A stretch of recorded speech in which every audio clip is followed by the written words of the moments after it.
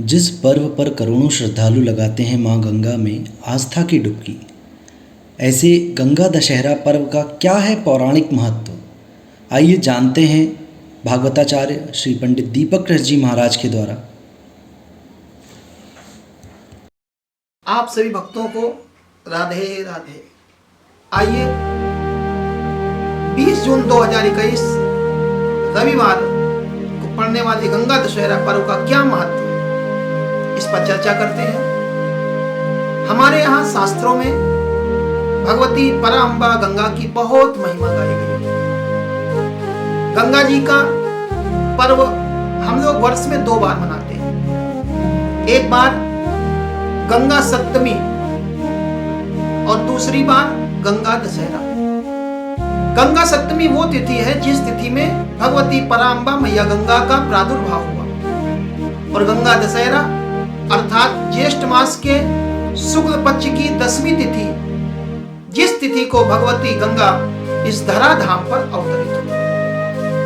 भगवती मैया गंगा राजा भगीरथ के अथक प्रयासों के द्वारा इस पृथ्वी पर आई हैं, और भगीरथ जी महाराज अपने पूर्वजों के उद्धार के लिए राजा सगर के 60,000 पुत्रों का कल्याण करने के लिए भगवती गंगा को लेकर के इस पृथ्वी पर आए। इस पर्व का नाम गंगा दशहरा क्यों पड़ा?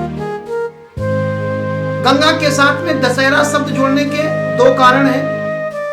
पहला कारण 10वीं तिथि होने के कारण इसको दशहरा कहा गया, और दूसरा कारण यह है इस तिथि में जो व्यक्ति जाकर के गंगा में स्नान करता है, गंगा में गोता लगाता है, उसको 10 प्रकार के पापों से मुक्ति मिलती है।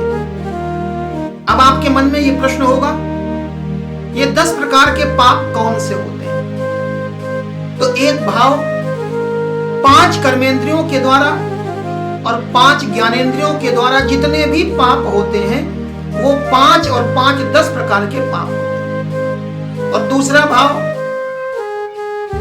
मन के द्वारा, वाणी के द्वारा और कर्म के द्वारा 10 प्रकार के पाप हमारे शास्त्रों में बताए गए। सबसे पहले मन के द्वारा। मन के द्वारा जीव 3 प्रकार के पाप करता है। पहला पाप, दूसरे के धन को लेने का मन में विचार आना, ये पाप है। शास्त्र कहता है धन पराव विषते विष भारी, दूसरे का धन विष के समान है। मन से पहला पाप दूसरे के धन को लेने का विचार। दूसरा पाप मन से ही किसी का बुरा सोचना, यह भी एक प्रकार का पाप है। और तीसरा पाप अपने मन में असत्य वस्तुओं का स्मरण करना, असत्य वस्तुओं के प्रति आसक्त होना, ये मन के पाप बताए गए। ये 3 प्रकार के मन के पाप। दूसरा वाणी।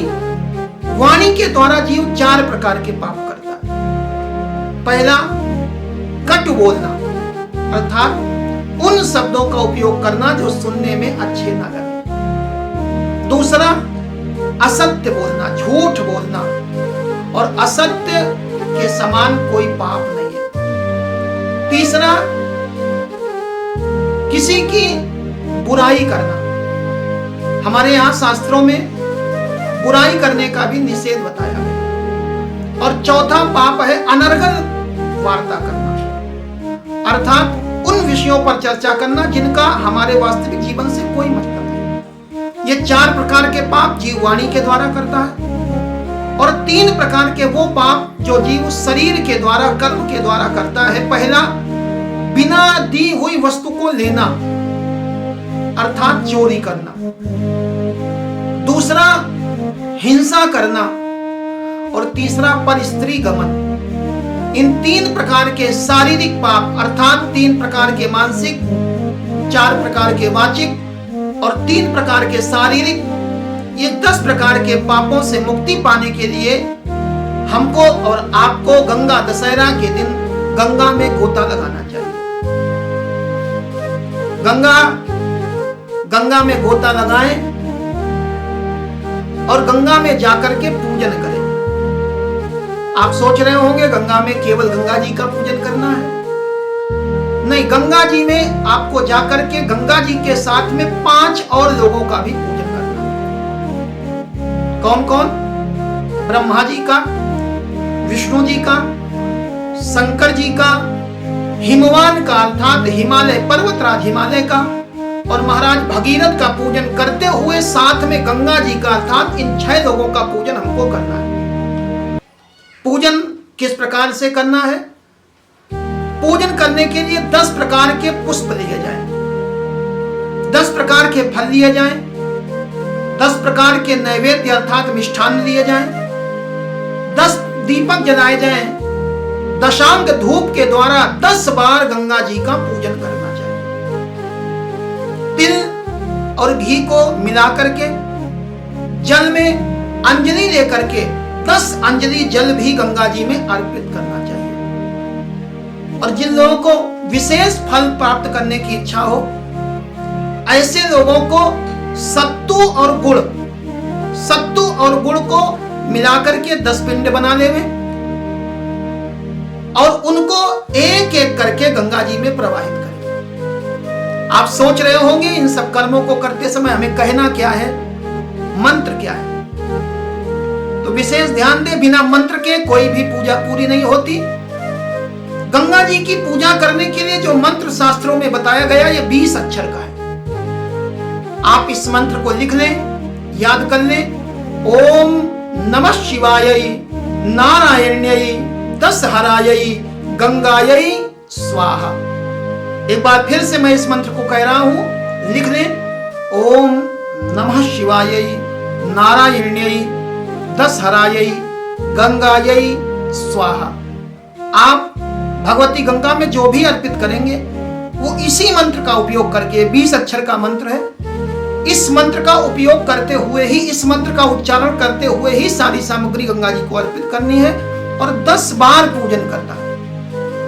इस उपाय के द्वारा आप अपने जीवन के 10 प्रकार के पापों से मुक्ति पा सकते हैं।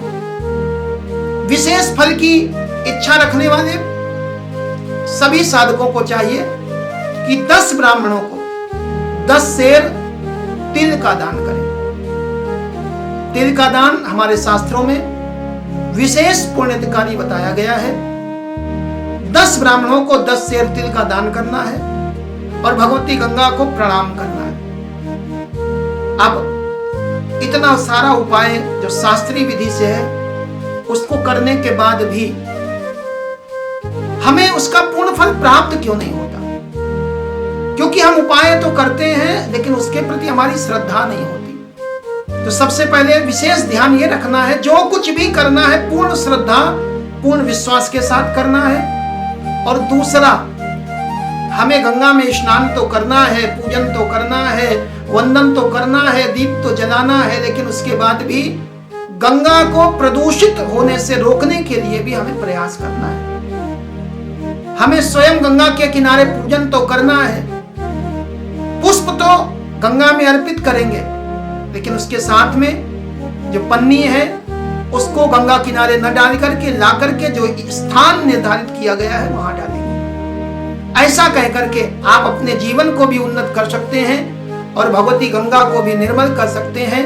इन्हीं शब्दों के साथ आप सभी भक्तों को पुनः गंगा दशहरा की अनंत कोटि मंगल कामनाएं। जय जय श्री राधे, जय जय श्री